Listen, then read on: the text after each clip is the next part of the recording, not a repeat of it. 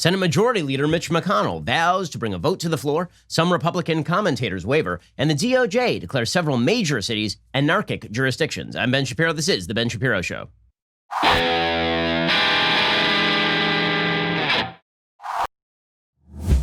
Today's show is sponsored by ExpressVPN. Don't let others track what you do. Keep yourself safe at expressvpn.com/Ben. Alrighty, we're going to get to all of the news of the day, and plenty there is of it. But first, let us talk about the fact that if you're a responsible human being, you do need to get life insurance. Right? You're a person with children, a family. If God forbid something should happen to you, yeah, they're going to be sad, but they're going to be even more sad when they find out about the bills that are attached to your funeral, and also all the bills that will not be able to be paid because you will no longer be there to pay them. This is why any responsible person with dependents should have life insurance. Well, the good news is it's still easy to shop for life insurance right now. If you've got loved ones depending on your income, you should get some. Right now, you could save $1,500 or more a year by using Policy Genius to compare life insurance policies. When you're shopping for a policy that could last for a decade or more, those savings really do start to add up. Policy Genius, it's an insurance marketplace built and backed by a team of industry experts. Here's how it works. Step one. Head on over to PolicyGenius.com. In minutes, you can work out how much coverage you need and compare quotes from top insurers to find your best price. Step 2, you apply for the lowest possible price. And Step 3, Policy Genius does all the rest. They have great service. They've got policies that even allow eligible customers to skip the in-person medical exam, which is a pain in the butt. So that's fantastic that they can solve that for you. If you need life insurance, head on over to PolicyGenius.com right now to get started. You could save $1,500 or more a year by comparing quotes on their marketplace, Policy Genius. When it comes to insurance, it is nice and important to get it right. Okay, so Mitch McConnell, yesterday, he suggested that the time has come. They're going to act.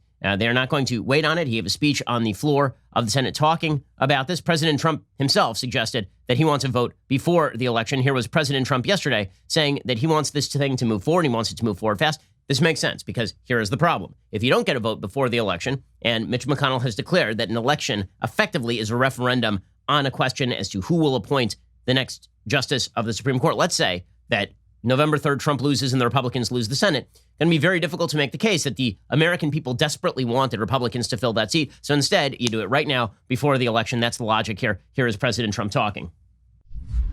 Well, I'd much rather have a vote before the election because there's a lot of work to be done, and I'd much rather have it. We have plenty of time to do it. I mean, there's really a lot of time. So let's say I make the announcement on Saturday. There's a great deal of time before the election. That'll be up to Mitch and the Senate. But I'd certainly much rather have the vote. I think it sends a good signal. And it's solidarity and lots of other things. Okay, so that obviously is the correct political tack for the president to take. He should not be waiting on this. He should be pushing ahead. He's supposed to announce his pick Friday or Saturday. And this is one thing that Trump is very good at. The rose ceremony will be beautiful. Now, you remember that he did this with Brett Kavanaugh. I was like, who will he unleash from behind this door? Open the door. It's Brett Kavanaugh. Da, da, da, da, da. Come on down and receive your hearing from Democrats who will call you a rapist. Congratulations, sir. Okay, so we'll get that whole show. Mitch McConnell, the Senate Majority Leader, who is absolutely ruthless. I mean, let's just point out that Mitch McConnell is one cold dude. Cocaine Mitch is a hardcore operator. He's not going to bring a vote to the floor unless he knows that he is going to get the vote. Here was Mitch McConnell saying, we are going to act, and anybody who says that we shouldn't act, that those people are very, very silly. No Senate has failed to confirm a nominee in the circumstances that face us right now. The historical precedent is overwhelmingly, and it runs in one direction. If our Democratic colleagues want to claim they are outraged, they can only be outraged at the plain facts of American history. Okay, well, fact check true. Meanwhile, he does have the votes. Okay, so Mitt Romney has released a statement announcing that he is going to vote in favor of the nominee. He is certainly going to hear the nominee. So that means that he's bad again. So for a second there, he was good. Now he's bad again. That's the way that it works with Mitt Romney. When he does the bidding of the left, then he gets the strange new respect. But the minute that he no longer does the bidding of the left, then he's as bad as he ever was, a racist who wants to put black people back in chains, as Joe Biden suggested that he was back in 2012. He put forward a statement basically saying, listen, precedent and the Constitution are pretty clear about this. Not only does the Senate have the authority to go ahead with this nomination, but when the party in power is holding both the presidency and the Senate, there is literally no reason for them not to go ahead with all of this. So Mitt Romney, bad again. Meanwhile, Cory Gardner in Colorado and Chuck Grassley both stepped up and said that they are going to move ahead with this as well. There's some questions about Grassley because earlier this year, Grassley had suggested that maybe he wouldn't vote in favor of any nominee brought up this year, but he has reversed himself now, and he was basically like, yeah, whatever. Which is, listen, all of this is kabuki theater. If Democrats were in charge of the Senate, this nominee would not get a vote. Right? We all know this.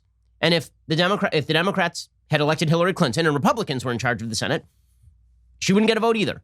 Okay, this is just pure power politics. Everybody knows this. And this is a pure, simple result of the fact that Democrats politicized the court. And that's what happened here. They shifted the definition of what it meant to be a Supreme Court justice from a person who interprets the text of the Constitution to a person who acts as a super legislature, giving Democrats all the things they could possibly want. In a second, I want to talk about why it feels like the country is breaking down over a Supreme Court justice. Why is it so important what the institutions of the country are? Because there is a real reason, a deep philosophical reason why we are now seeing the country basically crack up over what is a normal constitutional process. But Grassley said, once the hearings are underway, it's my responsibility to evaluate the nominee on the merits, just as I always have. The Constitution gives the Senate that authority. The American people's voices in the most recent election could not be clearer. Meanwhile, Cory Gardner, who is trailing John Hickenlooper in Colorado despite all sorts of legal questions surrounding Hickenlooper, he says, I have and will continue to support judicial nominees who will protect our Constitution, not legislate from the bench, and uphold the law. Should a qualified nominee who meets this criteria be put forward, I will vote to confirm. And again, Mitt Romney has also announced that he is going to go forward with the vote as well. So this thing is basically a done deal. Lindsey Graham was asked about this, and people got very angry at him because Lindsey Graham, of course, was a big advocate in 2016 of not bringing up Merrick Garland for a vote. He said, Dear Senators Feinstein, Leahy, Durbin, White House Klobuchar, Coons, Blumenthal, Hirono, Booker, and Harris. Like millions of Americans, I was shocked and saddened to hear of Justice Ginsburg's death. Justice Ginsburg served honorably on the federal bench, was a trailblazer for women in the law. She will be missed. When the American people elected a Republican Senate majority in 2014, Americans did so because we committed to checking and balancing the end of President Obama's lame duck presidency. We did so. We followed the precedent that the Senate has followed for 140 years. Since the 1880s, no Senate has confirmed an opposite party president's Supreme Court nominee during an election year. Because our Senate majority committed to confirming President Trump's excellent judicial nominees, the American people expanded the Republican majority in 2018. We should honor that mandate. Also, unlike in 2016, President Trump is currently standing for re-election. The people will have a say in his choices.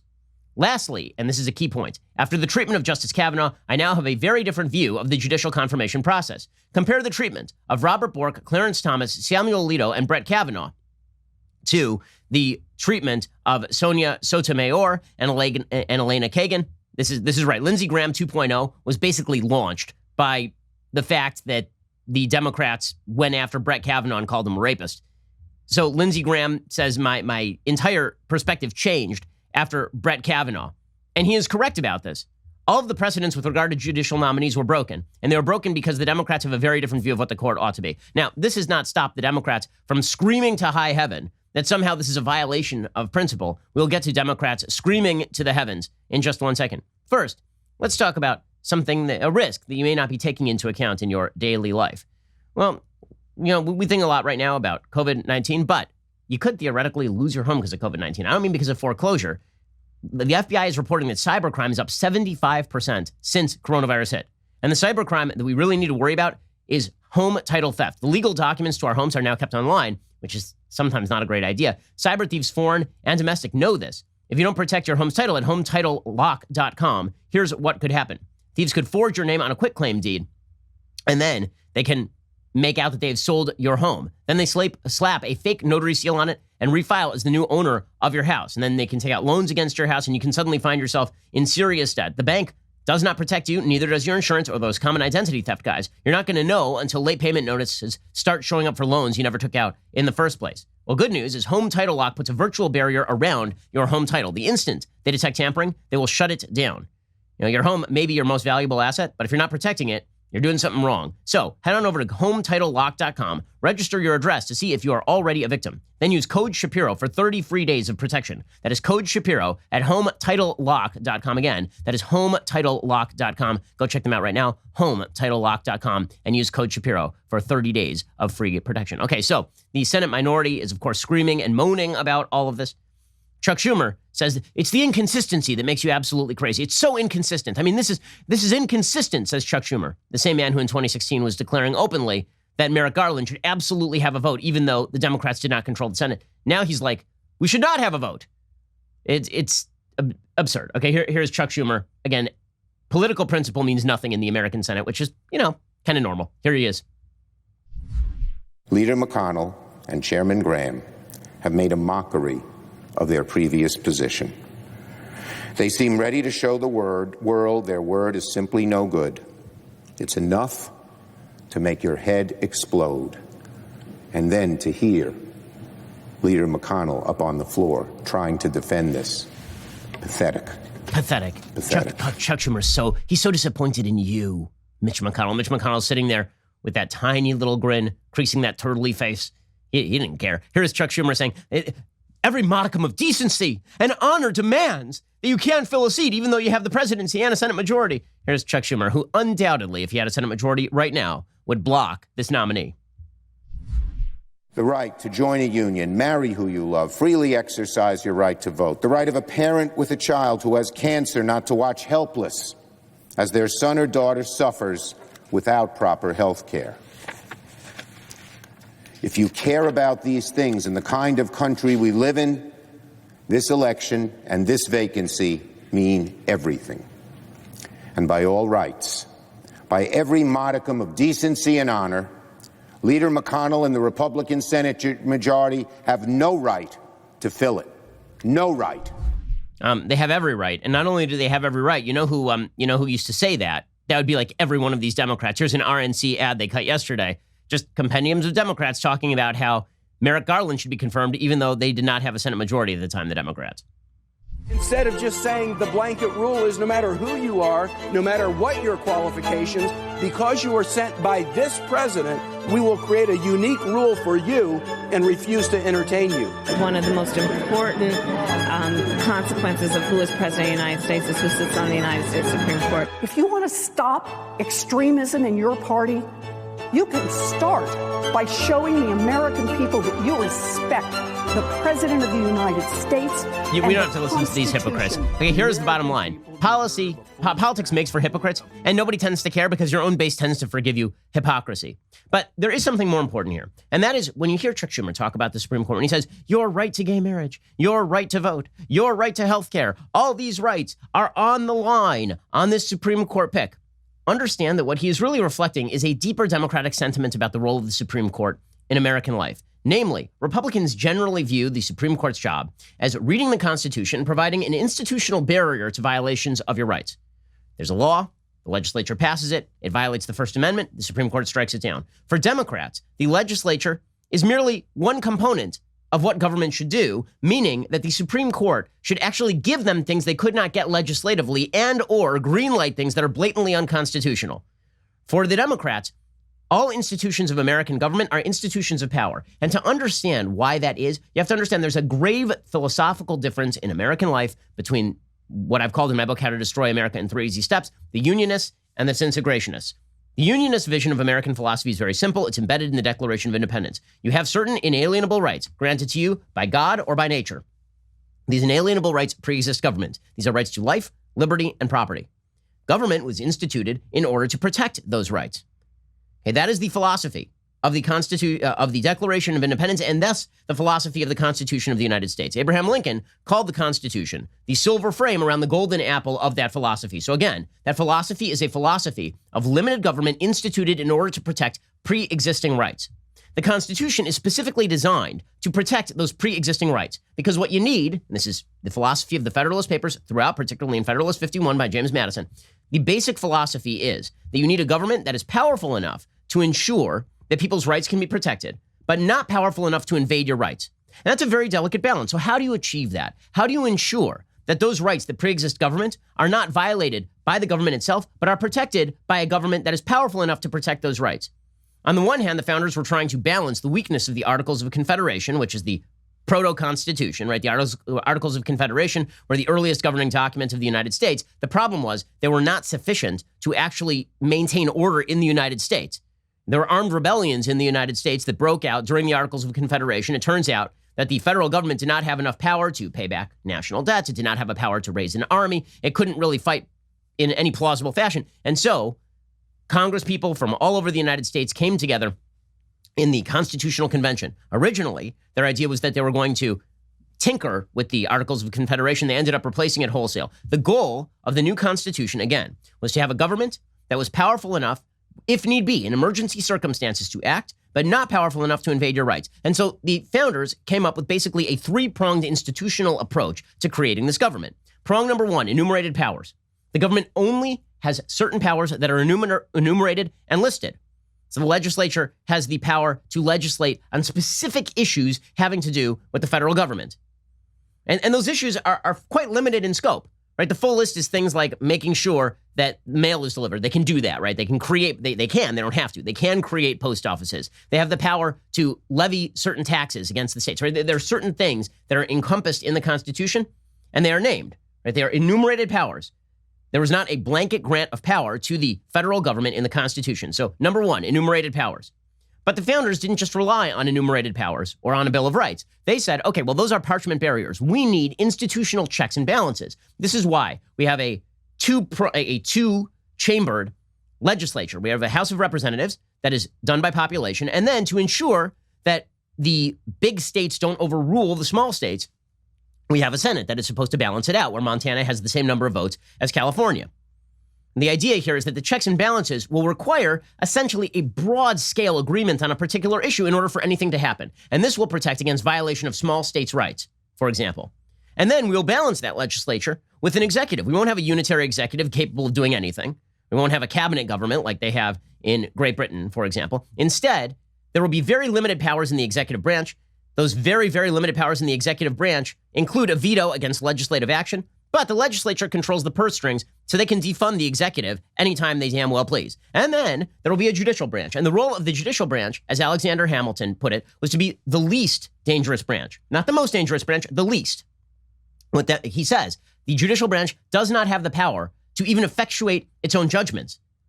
So there is a great argument in American constitutional law over whether the judiciary in the United States, the federal judiciary, has judicial supremacy or simply has the same powers as any of the other branches, meaning that they can rule for themselves, but they can't actually effectuate those rulings. It's fairly clear from both the text of the Constitution and from the Federalist Papers and from all the debates surrounding the judiciary that the very notion that everybody would be bound by the Supreme Court's determination of the law and would not have its own independent ability to assess the nature of constitutional law is not correct. That basically it was meant to be a negotiation between the three branches. The judiciary says this thing is unconstitutional, and then the legislature says, well, we think it's not unconstitutional, and the executive then says, okay, well, it's either constitutional or it's not constitutional. You have this argument out.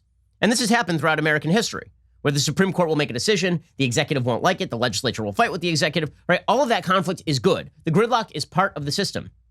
And the reason for the gridlock, again, is that we want to make sure that the government cannot just willy-nilly violate people's rights. The third aspect of American constitutional government is federalism.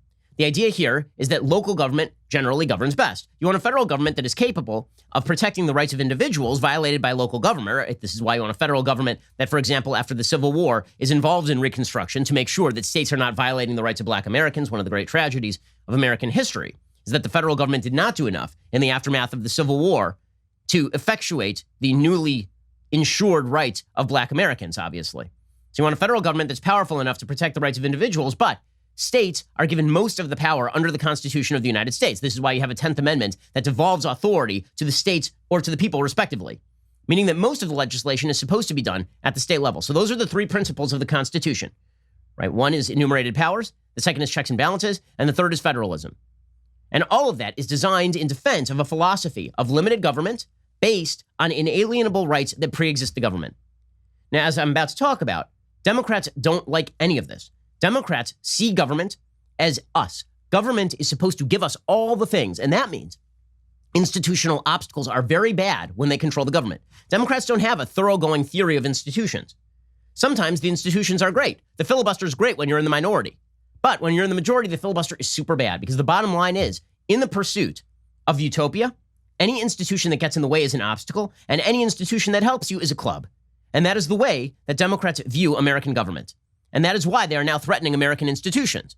Right? They are using this as an opportunity to completely overthrow the constitutional structure, which they don't like very much and have not liked for well over 100 years. We're going to get to more of this in just one second, because you have to understand the underlying conflict in order to understand why this is getting so fraught and what the real danger is going to be in the end. Okay, we're going to get to more of this in just one second. First, if you're running a business, there's an issue you probably don't think much about, but it can absolutely come back to bite you directly on the butt. And I'm talking about HR issues. If you've ever had an HR issue, it is a giant pain in the butt. The bigger your company gets, the more possible failings you can have in HR. Many people don't even have an HR department. Why? Well, it's really expensive. Like an HR professional at your company, it can cost you like 75 grand a year. And if you're a small company and you have like 10 employees, do you really want a person who just sits there all day long doing HR for you at 75 grand a pop? Probably not.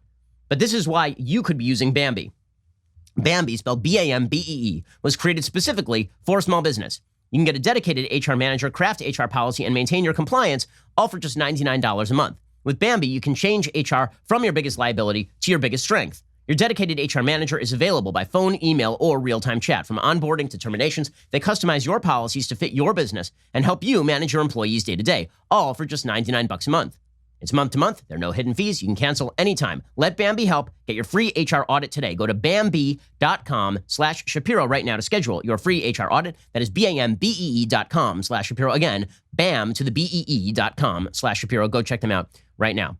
Okay, so the Democratic Party has since the early 20th century been at total war with the Declaration of Independence philosophy. Woodrow Wilson was not shy about this. He thought the Declaration of Independence was hackneyed. He thought it was old. He thought the idea of inalienable rights pre-existing government was a lie, that government was the only guarantor of your rights, and therefore government had to be as big and as powerful as humanly possible in order to effectuate those rights. This has been the philosophy of the Democratic Party for well over 100 years at this point. That means that the only obstacle to utopia is ability to implement, and that means that all of the checks and balances when Democrats are in power should go away. It means that the Constitution of the United States should become basically a dead letter. This is why they always talk about the dead Constitution as opposed to the living Constitution. By living Constitution, they mean whatever we want is what the Constitution says. And this means that the judiciary should become a tool of democratic policymaking. And this has long been a Democratic talking point, is that the institutions of the United States ought to be completely overthrown in pursuit of this sort of utopian scheme whereby government grants you all of the rights you could possibly want and all the entitlements you could possibly want. All you have to do is give up all of your doubts about government invading your rights in the first place, which of course completely overthrows the rationale of the American Revolution. This is not hidden, okay? This is very clear. Philosophers on the left, progressive philosophers from Woodrow Wilson to John Dewey, stated this sort of stuff openly at the beginning of the 20th century.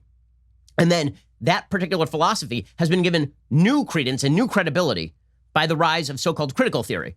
Right? The critical legal studies genre basically suggests that the principles of the Declaration of Independence were a lie in the first place, that the idea of inalienable rights pre-existing government defended by that government, those ideas were a lie. Now, there are two particular forms that this lie supposedly took. Particular form number one is that this was a class-based lie, that it was basically a bunch of rich people who were attempting to enshrine in law and via the institutions of the Constitution their own economic privilege.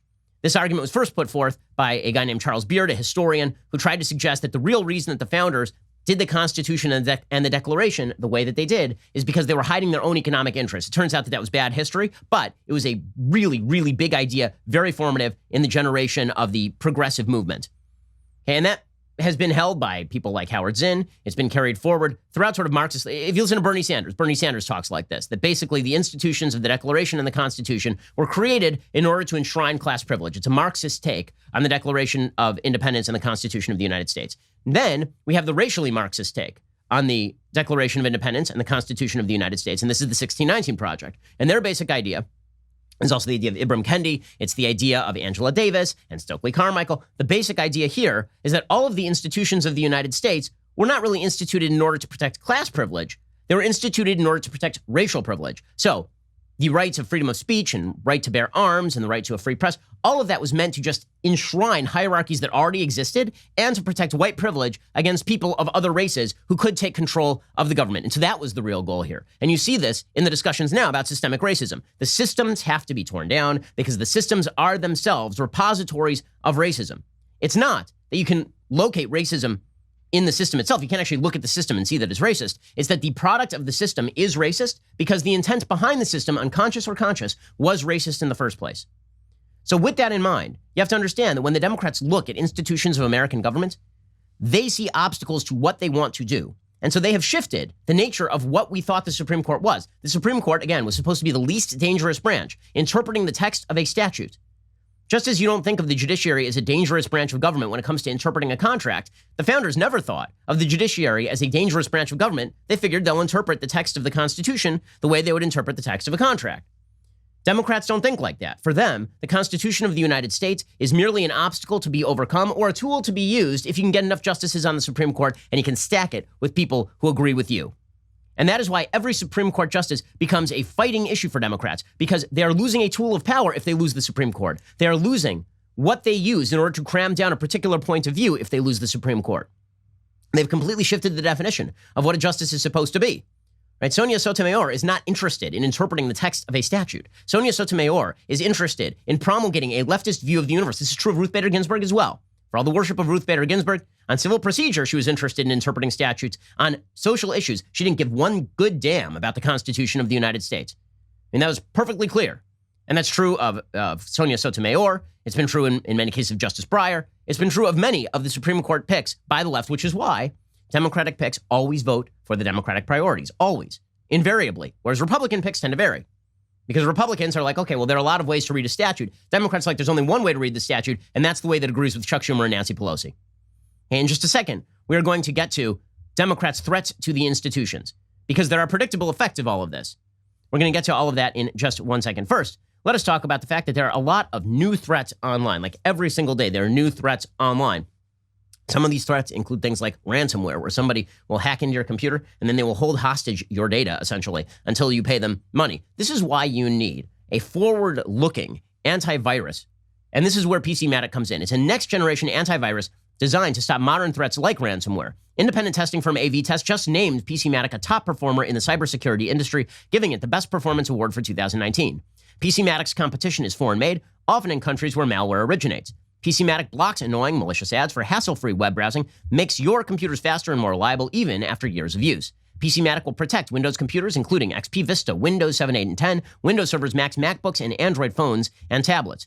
And PCmatic is just $50 for 5 devices for 1 year with a full 30-day money-back guarantee. If you act now, PCmatic has offered my listeners a free month of security protection with the purchase of an annual license. To access this offer, head on over to PCmatic.com/Ben. Again, to get world-class security that keeps your computer running great, go to PCmatic.com/Ben. You keep all your data, which is like a lot of your life on your computer. Make sure it's protected. PCmatic.com/Ben.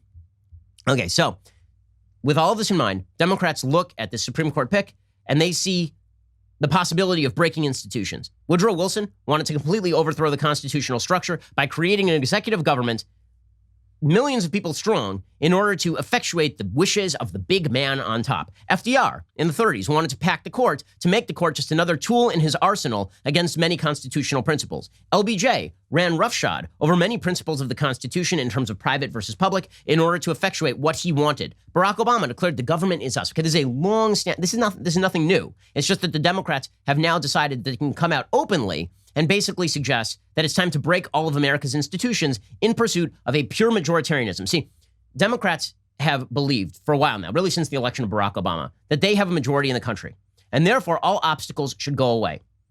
It used to be that Democrats worried deeply about tyranny of the majority, right? The founders worried about tyranny of the majority. That is one of the reasons you have checks and balances and federalism. What they did not want, what they were afraid of, was what they called mob rule. What they meant by mob rule was not mobs running around burning things. What they meant was 51% of the population ruling with an iron hand over 49% of the population. Because at a certain point, the 49% are going to go, you know what, we're out. We are not interested in engaging in this particular deal when we are constantly being victimized by the 51% of the population who violate our rights. And so the founders were deeply worried about majoritarian tyranny. Now, Democrats used to worry about this too, because Democrats in many areas were not actually the majority. Right? They were worried about they loved the filibuster when George W. Bush was president and you had a Democratic minority. They still love the filibuster right now, even while declaring it a Jim Crow relic. Twice in the last 6 months, they've used the filibuster, a Jim Crow relic, according to Barack Obama, in order to stymie COVID relief and police reform. So they're worried about majoritarian tyranny when they are in the minority. And when they're in the majority, they cannot wait to effectuate majoritarian tyranny because they have no institutional allegiance to the Constitution of the United States and its structures. And so for them, They believe they're in the majority. This, by the way, undergirds a lot of their take on 2016. After 2008, and Barack Obama wins the sweeping victory, and then 2012, Obama governs pretty radically from 2009 to 2012. And Democrats figure, okay, we might be in trouble here. And then Obama wins a fairly broad victory over Mitt Romney. Despite all of that, Democrats figured we're never losing again. We are the true majority. And then when Trump won, they couldn't handle it because their forever majority was not there. And so they pointed to the popular vote. They said, okay, well, we do have a majority. And so you started hearing rumblings about getting rid of the Electoral College, which they had loved up until that very moment. You started hearing rumblings about, let's reconstitute the United States Senate. And you heard rumblings about, let's pack the court. All of this preceded the Supreme Court pick. In open debate, Democrats were talking about the undemocratic nature of the American Senate. They were talking about the evils of the Electoral College. They were talking openly about packing the court 6 months ago, before any of this happened. Right? So when they believe they are in the majority, they are very much in favor of majoritarian tyranny. And they can't handle the fact that sometimes they're not in the majority. Now, everybody should be afraid, right, left, or center, of majoritarian tyranny. We've seen it too many times in American history. The story of Jim Crow is a story of majoritarian tyranny, where 51% of the population is literally depriving Black Americans of their rights under the Constitution of the United States. Right? That is majoritarian tyranny. American government, for all of its failings, was designed to prevent this sort of stuff. Okay, but because Democrats now believe that they are in the majority, they want majoritarian tyranny and they want it bad. And so the media, who have allegiance to this idea, they say it's time to wreck all the institutions. The institutions got to go. Here is just a mashup of a bunch of members of the media encouraging the Democrats to break all the institutions in American life. The only way that we restore fairness is for Congress to pass an act expanding the court. Do you say Democrats, if they get back the Senate in this election in November, should then move to expand the Supreme Court? Are you in favor of trying to expand the numbers of justices on the Supreme Court? Like the idea of eliminating the filibuster. Should they do that? As you know, some Democrats are openly threatening to try to pack the Supreme Court with additional justices. Would you agree with that? Potentially changing the number of justices on the court, changing the filibuster, changing the number of states in the union. Okay, so the media have been pushing this extremely, extremely hard. Harder than many of the Democrats. Some Democrats still have some sort of institutional allegiance. Like Dianne Feinstein came out yesterday and she said, I don't really want to get rid of the filibuster. I think it's important. She got reamed. Members of the media were enraged by the fact that Dianne Feinstein, who's, I believe, 80 years old and senator from California out here, she said she didn't want to get rid of the filibuster. Democrats were absolutely enraged. Don Lemon demonstrating his own lack of knowledge about anything basic to the Constitution. I mean, you know that you're really, really dumb about American politics when Chris Cuomo, an actual block of wood with fewer than 3 brain cells to rub together, is looking at you like, dude, you don't know what the hell you're talking about. So here was Don Lemon last night suggesting it was time for the Electoral College to be scrapped via a non-constitutional amendment, which would in fact be required. Also suggesting it's time to burn down all the institutions. And Chris Cuomo's like, dude, what are you talking about? When you're too radical for Chris Cuomo, by the way, this is a news show, according to Brian Stelter, a reliable source at CNN. Here were 2 of our intellectual heavyweights. This clash of the mental titans going at it on CNN last night. We're going to have to blow up the entire system. And you know what we're going to have to do? No, I don't know. You know what we're going to? Yes, Yeah. what you have to do? You just got to vote. Honestly, from what your closing argument is, you're going to have to get rid of the Electoral College. Because the people... I don't see it. Because the minority in this country decides who the judges are and they decide who the president is. But you need a constitutional amendment to do that. And if Joe Biden wins, Democrats can sack the courts and they can do that amendment and they can get it passed. Well, you need 2/3 vote in the Congress and 3/4 of the state legislatures. They may be able to do that. And by the way, it is not just Don Lemon who doesn't understand how the Electoral College works or how if he thinks they can simply by constitutional amendment get the Electoral College abolished, good luck with that. Seriously, good luck. That is not how that process is going to end up working. Reza Aslan, meanwhile, is tweeting. He tweeted immediately. He's a commentator for CNN, of course. Really good guy, Reza Aslan. So he tweeted out earlier this week that it was time to burn it all down. And he reiterated that yesterday, quote, been a few days since I tweeted that if GOP try to jam a SCOTUS through before election, we burn the effing thing down. And since the death threats and Breitbart headlines about my tweet have now stopped, let me just say that if GOP tried to jam SCOTUS through, we burn the effing thing down. But here's the thing. Democrats are always in favor of burning the effing thing down unless they get what they want. Right? That is the goal here. Now, what's crazy about this is that let's say that they burn the effing thing down. Let's say they burn it down. Let's say they make all these institutional changes. Let's say that they get rid of the filibuster. Let's say they get rid of the Electoral College. Let's say that they add states via 51 vote majority in the Senate. Let's say that they pack the court. Don't you believe that'll dissolve the country? Democrats have to know this. or they don't care, or they believe that their majoritarian tyranny will simply hold. If you're a state, do you think that you are going to listen to a law made by a process that you did not approve of at any stage? That simply adding states willy-nilly through a simple majority vote in the Senate and making a permanent Democratic majority on that basis, you think the minority states are just going to stick around for that? And then, when you pass something unconstitutional and a packed, rigged Supreme Court greenlights it, you think they're just going to sit around for that? The answer, of course, is no. See, for Democrats, when they say burn it all down, what they mean is we wish to run this thing with an iron hand from above. Now, this is a problem for Joe Biden, as I mentioned yesterday, because Joe Biden's entire pitch is, I am a doddering old man who is not going to bother you very much. And now the Democratic Party pitch is, we are going to burn the whole thing down. You see how these two messages are somewhat in conflict. But Joe Biden does not have the strength of character, or the strength of mind, frankly, to simply say, we're not going to do any of that stuff. See, Joe Biden could still win in a walk. All he would have to say is, it is immoral for the Republicans to try to push through a justice. They're hypocrites, blah, blah, blah, blah, blah, blah, blah, right? He can do the same routine that Chuck Schumer did. But American government is durable. The constitutional system is valuable. And so we're not going to burn anything down. We're just going to win elections. That's all he has to say. He can't do it. He can't do it because the heart and soul of the Democratic Party is in favor of burning things down if they feel they can effectuate their power grab by burning things down. So he was asked specifically, Joe Biden was yesterday, about packing the court. He wouldn't rule it out. He wouldn't just say, no, we're not going to pack the court. Now, let's be real about this. If you look at the constituency of the Supreme Court right now, the Supreme Court ages right now, what you are looking at is Clarence Thomas is now 72 years old. Stephen Breyer is 82. John Roberts is 65. Alito is 70. Okay, so if Joe Biden were to win the presidency, there is a not insignificant shot that he would get to replace certainly Breyer, that he would also get to replace Clarence Thomas, who again is 72 years old, and that he might get to replace Samuel Alito, who will be 74 or 75 by the time that Joe Biden leaves office. And if he serves 2 terms, there's very little doubt that he would get to replace probably 3 of those justices, because that's the way this works, gang. Okay, that is the way that this works. There is turnover at the Supreme Court level. So he could just say, I'm not going to do any of this, but he won't do that because he's so afraid of his left wing. So should Americans really gamble that Joe Biden is going to stand up to the radicals in his caucus who wish to burn it all down? I don't see why he would. Really, I'm not seeing any evidence. Here's Joe Biden wavering on this. This is the easiest answer in the world. It's like, can you condemn Antifa for burning down cities? Just by name. And he'll be like, no. These are easy answers. Joe Biden is not a bulwark in favor of moderation. He is not. I'm not going to answer that question because it will shift all the focus. That's what he wants. He never wants to talk about the issue at hand. He always tries to change the subject. But let's say I answer that question. Then the whole debate's going to be, well, Biden said or didn't say. Biden said he would or wouldn't. That's going to, the discussion should be about why he is moving in a direction that's totally inconsistent with what the founders wanted. Yeah, this is insane. It's not inconsistent with what the founders wanted to appoint a justice when you have a majority in the Senate and the presidency. The fact that he won't answer the question, that's not the distraction. That's not a distraction. That is the key question. Are you willing to burn it all down? And Joe Biden will not answer the question. If you wish to have a country that continues to work, the answer always has to be from all sides, no, I am not willing to burn it all down. Because if you are willing to burn it all down, we have a fundamental conflict that cannot be bridged by some sort of ham-handed deal.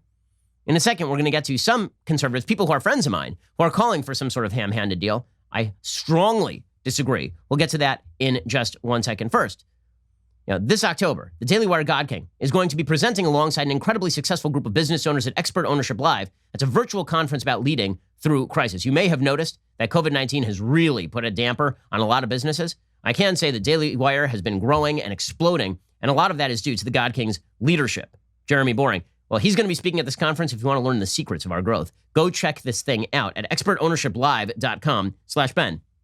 The conference features a lineup of speakers like world-renowned leadership author John Maxwell, the founders of Duck Commander and Otterbox, the Benham brothers, and many others who can relate to what entrepreneurs and leaders are going through right now. They'll share stories about their own businesses and startup journeys, the tough times that come with any company, and how they were able to come out even stronger on the other side. It's a great, great program filled with people who know how to run a business. I think there's a lot to learn. The best part, if you go to expertownershiplive.com/Ben right now, you'll be able to register for only $97 with an opportunity to buy a second ticket for a friend, half off.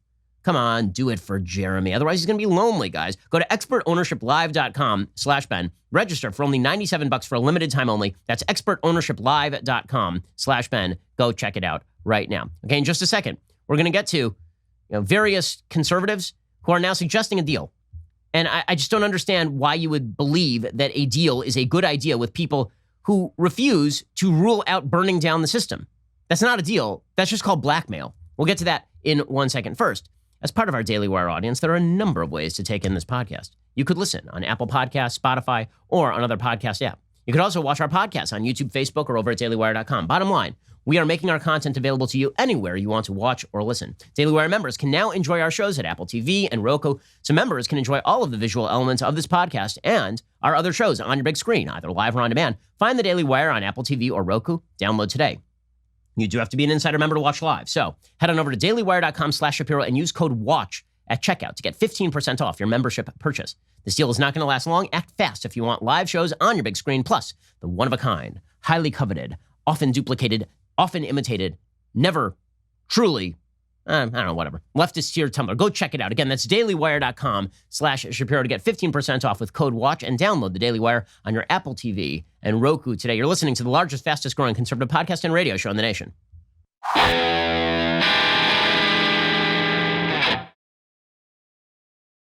So we are now seeing a cadre of conservatives who are getting a little bit skimpish, kind of squeamish, I would say, about the idea of pushing through a Supreme Court justice when you have a majority in the Senate or the presidency. Jonah Goldberg, with whom I'm friends, I like Jonah a lot, but he's dead wrong about this. He has a piece over at the LA Times saying that Republicans and Democrats should make a deal. He says, I'll confess, there was a time when I would have considered the question facing Republicans a no-brainer. Of course they should seize this opportunity to replace RBG with a conservative.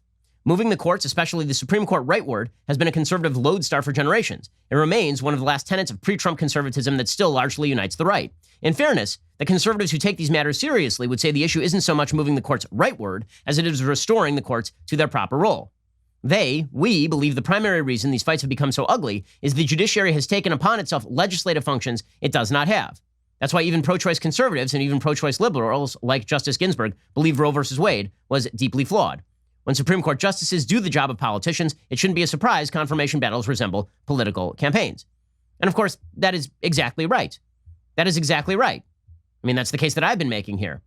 But, says Jonah Goldberg, a few Republicans could agree to postpone the process until after the election in exchange for a few Democrats agreeing never to vote for a court packing scheme.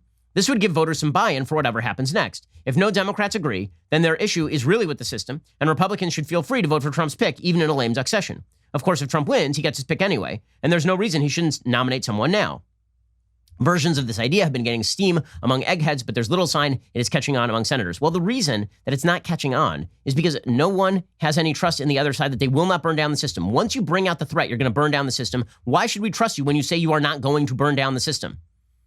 Okay, the person who takes a child as a hostage, the terrorist who takes a child as a hostage, if you say, I'm making a deal with you, the deal is don't take the child as a hostage. The problem is they're the kind of person who would take a child as a hostage. So why would you make a deal with them? Right? This is what Israel learned when it negotiated with the Palestinian Terrorist Authority. And when you do that, it turns out you're negotiating with the kinds of people who routinely do terrorist things. Okay, if you were threatening 6 months ago to pack the courts, obviously, there's a major moral distinction between actual terrorists and what the Democrats are doing today. What the Democrats are doing today is hostage taking on a political level that is incredibly ugly and threatening to burn down the system, which is, political terrorism is not the same as like terrorism. But what Democrats have been threatening for years is to wreck every institution of American government. So why would I believe any promise that they will, in exchange for you doing what they want, not wreck the government? They're the kinds of people who've already threatened to wreck the government. So they have no credibility when they say that they're like, are you the kind of person who would threaten to wreck the government if you didn't get what you wanted? Is that, if the answer is yes, then negotiating with you not to wreck the government seems simply like acceding to blackmail. Okay, but it is not just Jonah who's making this case. Brett Stevens over at the New York Times is making this case. He wrote an open letter to Mitt Romney, who already said that he's going to vote in favor of bringing the nominee forward. Brett Stevens wrote an open letter to Mitt Romney saying that maybe there's a deal to be made.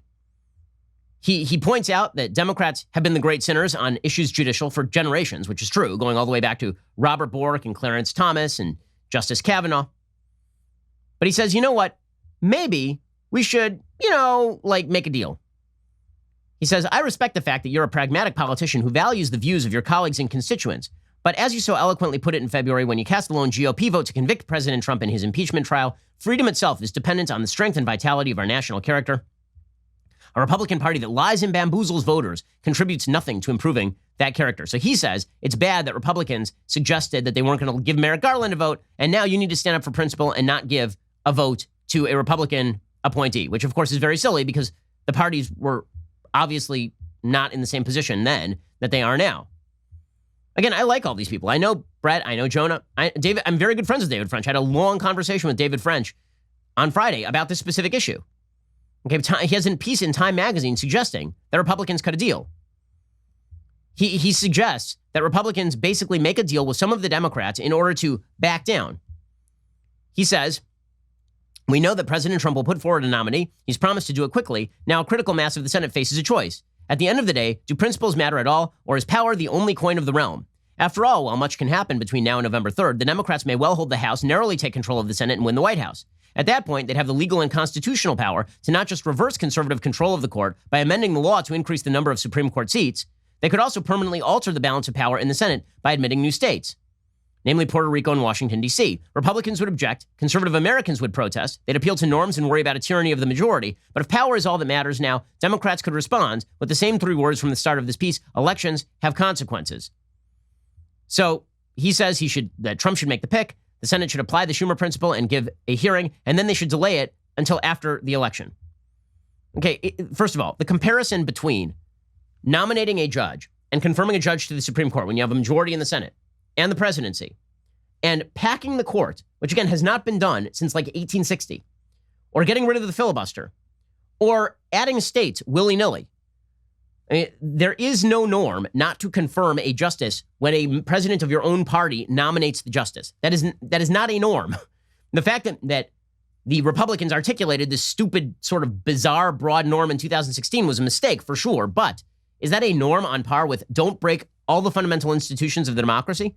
The answer, of course, is no. And again, if you are threatening to break those institutions, why exactly would I trust you not to break the institutions? The answer is, I wouldn't. Okay, meanwhile, there are a couple of people who are sort of on the short list for President Trump. One, of course, is Amy Coney Barrett. Apparently, he met with her yesterday, according to Fox News. Fox News says that he met with her yesterday at the White House. On Monday, Trump said he had narrowed his choices down to 5 potential nominees. While speaking to reporters, he specifically addressed potentially nominating Barbara Lagoa, a Cuban-American who serves on the 11th U.S. Circuit Court of Appeals. He said, she's highly thought of. There's a lot of talk about the fact that she is a Latino woman of, I believe, Cuban extraction from Florida. She's been a favor of Governor Ron DeSantis over there, who appointed her to the state high court before she was put on the federal high court. She was considered for higher courts before. Here, Barbara Lagoa's record seems to be pretty good. So the information that I have about Barbara Lagoa seems to be pretty solid, which is that she's ruled on some contentious cases. She was confirmed overwhelmingly by the Senate, by the way, 80-15, including many, many top Democrats. The ABA gave Lagoa a unanimous rating of well-qualified prior to the 11th Circuit confirmation. She was involved in an 11th Circuit 6-4 decision upholding a Florida law requiring ex-felons to pay outstanding fines, fees, and other costs before being permitted to vote.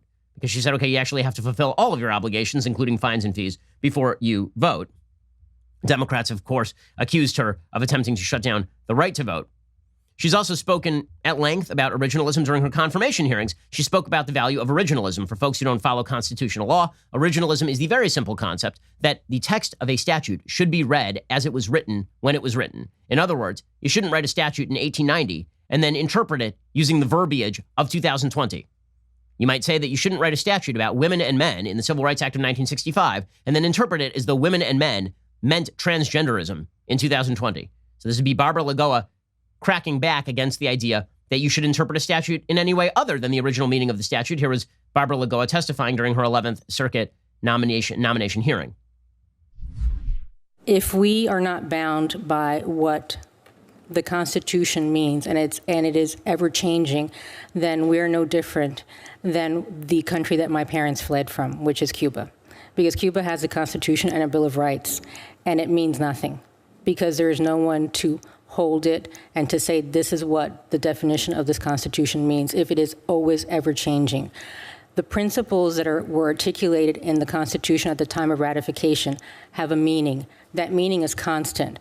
What changes is the application of the meaning to new things like new technologies. In the Fourth Amendment context, for example. Okay, so that is an excellent articulation of the principles of originalism. The other possible nominee is, of course, Amy Coney Barrett. she was talked about to fill it ended up being Justice Kavanaugh's seat. I was a big proponent of Amy Coney Barrett. I suggested that she be nominated instead of Justice Kavanaugh, who I still have my doubts about in terms of his jurisprudence. We'll see where we end up. Coney Barrett does not have a huge and long history on the court. She was nominated to the Seventh Circuit just a few years ago. Both of these women, by the way, are quite young. Barbara Lagoa is in her early 50s. Amy Coney Barrett is 48. She's a pro-life Roman Catholic on a personal level. She clerked for Antonin Scalia after she graduated from law school. She's kind of her most famous articulation of her philosophy is in an article for the Notre Dame Law Review. She taught at University of Notre Dame called Originalism and Stare Decisis about Justice Scalia. And there she was trying to negotiate the sort of difference between originalism, where you look at the text of the Constitution, and bad decisions. How often do you simply acquiesce to bad decisions that have been made over the course of American history because they're so deeply embedded in the fabric of American law? So, for example, there are a lot of legal questions, not moral questions, legal questions to be asked about Brown versus Board. It's long been an area of serious contention among legal scholars. So Justice Scalia said that's so embedded in the fabric of American life that you cannot remove it. It constitutes what Amy Coney Barrett said was super precedent, meaning it's precedent so deeply embedded that you can't get rid of it. She explicitly, in this Notre Dame Law Review article, excludes Roe versus Wade as super precedent. She says it is not super precedent because it has been a topic of conversation and controversy ever since Roe versus Wade was decided in 1973. So she obviously is made in this sort of Scalia mold. I'm looking over the records of both of them today. Hopefully I'll have some more details for you tomorrow. On first glance, both Coney Barrett and Barbara Lagoa look like very solid originalist/textualist picks for the court. And then the question becomes the politics of the situation. Lagoa theoretically could win some more Cuban-American votes in Florida for President Trump. If she were nominated, Coney Barrett is a white Catholic. Theoretically, if she were to be attacked by Democrats who get over their skis in the same way they went after Justice Kavanaugh, then you could win some additional votes in Wisconsin, Michigan, Pennsylvania. Political considerations will be first and foremost. Listen, if I were just going to pick a justice based on who I thought would be a good justice, I just pick Ted Cruz because I know exactly what Cruz's constitutional philosophy is. He's pretty consistent with it, and he would actually make a pretty good justice. He's iconoclastic, and he's a good writer. But if you're picking between these two ladies, from what I have seen, both of them look pretty good at this point. Those are the people who are at the top of the list, Barbara Lagoa and Amy Coney Barrett. And I'm looking forward to this week speaking with proponents for each, presumably before President Trump makes a pick. Okay, meanwhile, the DOJ, in other news, has designated New York, Seattle, and Portland as what they call anarchic jurisdictions. Well, what they mean by this is that the state and local governments in these cities have allowed violence to run roughshod over the cities, and the Justice Department has said that we are not going to provide federal funding or federal help to cities that basically refuse to enforce the law. According to NBC New York City is one of 3 places that have permitted violence and destruction of property to persist and have refused to undertake reasonable measures to counteract criminal activities, leading to its designation as an anarchist jurisdiction, according to the DOJ on Monday. The designation does have potential financial consequences. President Trump issued a memo earlier this month directing the DOJ to identify jurisdictions that, in its view, were not enforcing the law appropriately, and designated cities could lose their federal funding. New York Governor, of course, Andrew Cuomo, of course, got very, very angry about all of this. He said, I understand the politics, but when you try and manipulate and distort government agencies to play politics, which is what the Trump administration has done from day one, this is more of the same. The president can't supersede the law and say, I'm going to make those funds basically discretionary funds, which is what he would have to do. If they actually do this, we'll challenge it legally, and they will lose once again. Trump's September 2nd order gave the director of OMB, the Office of Management and Budget, 30 days to issue guidance to federal agencies on restricting eligibility for federal grants for the cities on the DOJ list. Such grants make up a huge portion of New York City's already strapped annual budget, more than $7 billion in fiscal 2021 alone, or 7.5% of the city's projected total revenue. The DOJ cited the New York City rising gun violence, the cuts to the NYPD budget, and moves by various DAs not to prosecute charges related to protests earlier this summer. Portland and Seattle were also hit with the same designation. William Barr, in a statement, the Attorney General, he said, we cannot allow federal tax dollars to be wasted when the safety of the citizenry hangs in the balance. It's my hope the cities identified by the DOJ today will reverse course and become serious about performing the basic function of government and start protecting their own citizens. Now, listen, I'm in favor of local rule. If you want to vote for a crappy government that is going to remove police from your neighborhoods, by all means, go ahead and do it. But as a federal taxpayer, I don't see why I should have to subsidize your crappy local governance. So long as you're taking, I've had a very basic rule when it comes to accepting federal funding. If you get in bed with the federal government, do not be surprised when you get effed. Okay, and the fact that the federal government is now saying we are not going to subsidize cities that refuse to enforce their own laws, frankly, I have no problem with it at all. You decided to rely on the federal government for your budget. That means there are strings attached. Hilariously enough, AG Letitia James, who is one of the most mewling, awful public servants in America, and she's militarized her office against political opponents. When she was campaigning, she explicitly said that she was just going to go after Donald Trump. She said that she was going to go after political opponents, which is the opposite of what an AG is supposed to do. Normally, you identify criminal activity, and then, based on the identification of criminal activity, you go ahead and you prosecute the person who committed the crime. Letitia James identified the prospective criminal and then decided that she wanted to go after Donald Trump. She's a terrible, terrible AG of the state of New York. Nonetheless, here she was saying it's arbitrary and capricious to call us anarchic. Weird, because Andrew Cuomo said like 2 weeks ago that if Donald Trump wanted to visit New York City, he would need an army in order to visit New York City, which sounds kind of anarchic, doesn't it? It's important that individuals understand that this president is doing nothing more than saber rattling to his base, using words and phrases that unfortunately are filled with racial overtones, couched and baked in racial overtones, and appealing to his base. So this is in violation of the Constitution, in violation of anti-commandeering statutes, in violation of the 10th Amendment, in violation of the spending clause, because Congress has the power of the purse. It is arbitrary and capricious, as you mentioned, because there are only 3 cities that are on this list. Okay, so maybe they should add more cities to the list. Honestly, like, if we're cutting federal funding, maybe we should add more cities to the list now. We'll find out in court whether there's actual whether it's mandatory spending or discretionary spending.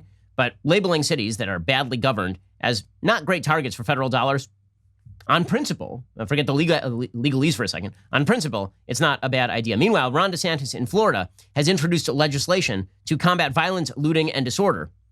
This would add new criminal offenses to the state law in Florida, a prohibition on violent or disorderly assemblies, a prohibition on obstructing roadways, and including that the law would say a driver is not liable for injury or death caused if fleeing for safety from a mob, which, good. I mean, I've been saying for a while that if you're in a car and you're on a freeway and a mob surrounds you and starts pounding on the top of the car and jumping on top of the car and then you move the car, that would be on them. Here's the rule. You jump in front of a moving vehicle, that one's on you. You try and break into someone's car while they're in the car, whatever happens next, that should be on you. He's also pushing for a state prohibition on destroying or toppling monuments and a prohibition on harassment in public accommodations. So in other words, don't gather in front of somebody's restaurant and decide that you're going to rush in and drink their beer and scream at them. And increasing penalties, including mandatory minimum jail sentences and offense enhancements. This is good. Meanwhile, this has been declared racist by a bunch of people, of course, on the left who believe that Black Lives Matter should basically be able to engage in any sort of violent activity they choose. And by the way, the Antifa Black Lives Matter movements have been invading the suburbs. Nellie Bowles, who's been doing increasingly excellent reporting, believe it or not, for the New York Times, right? She's the person who originally reported in the New York Times that Portland was a hellhole. Now she has a piece talking about Black Lives Matter protest tactics. Quote, Terrence Moses was watching protesters against police brutality march down his quiet residential street one recent evening when some in the group of a few hundred suddenly stopped and started yelling. Mr. Moses was initially not sure what the protesters were upset about, but as he got closer, he saw it. His neighbors had an American flag on display. It went from a peaceful march calling out the names to all of a sudden, bang, how dare you fly the American flag, said Mr. Moses, who is black and runs a nonprofit group in Portland. They said, take it down. They wouldn't leave. They said they're going to come back and burn the house down. Mr. Moses and others blocked the demonstrators and told them to leave. We don't go around terrorizing folks to try and force them to do something they don't want to do, said Mr. Moses, whose nonprofit group provides support for local homeless people. I'm a veteran. I'm for these liberties. Nearly 4 months after the killing of George Floyd by the Minneapolis police, some protesters against police brutality are taking a more confrontational and personal approach. The marches in Portland are increasingly moving to residential and largely white neighborhoods, where demonstrators with bullhorns shout for people to come out of your house and into the street and demonstrate their support. These more aggressive protest tactics target ordinary people going about their lives, especially those who decline to demonstrate allegiance to the cause. That includes a diner in Washington who refused to raise her fist to show support for BLM, or in several cities, confused drivers who happened upon the protests. We don't need allies anymore, said Stephen Green, an investor and entrepreneur in Portland who is black. We need accomplices. And this is the shift in thinking that has been happening. This is what Ron DeSantis is trying to fight, that it's not enough for you to post the black square on your Twitter. Of course, it was never going to be enough. Now, you're going to be roped into whatever act of allegiance you require today. And by the way, there is no end to the demands. There is no end to the demands. The demands just continue. One of the leaders of this particular ideological movement is Ibram Kendi. Kendi he wrote the book, How to Be an Anti-Racist. It is a garbage, trite piece of tyrannical crap. It is unbelievably disgusting. The basic premise of How to Be an Anti-Racist is that on a top-down level, you should be forced into acquiescence to anything Ibram X. Kendi personally approves. In fact, he says, it's never-ending. It's like a religious struggle. He says you can't wake up one day and say, I'm out, I'm now an anti-racist. No one ever becomes an anti-racist. It's only something we can start to be. So it's a religious principle now, anti-racism.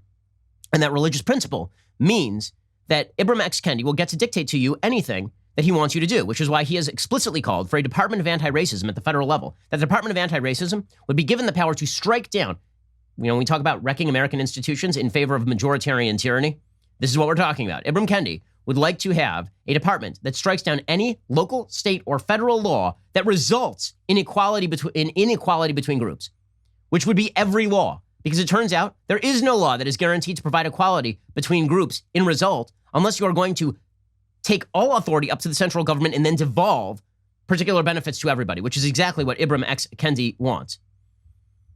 This is the crusade.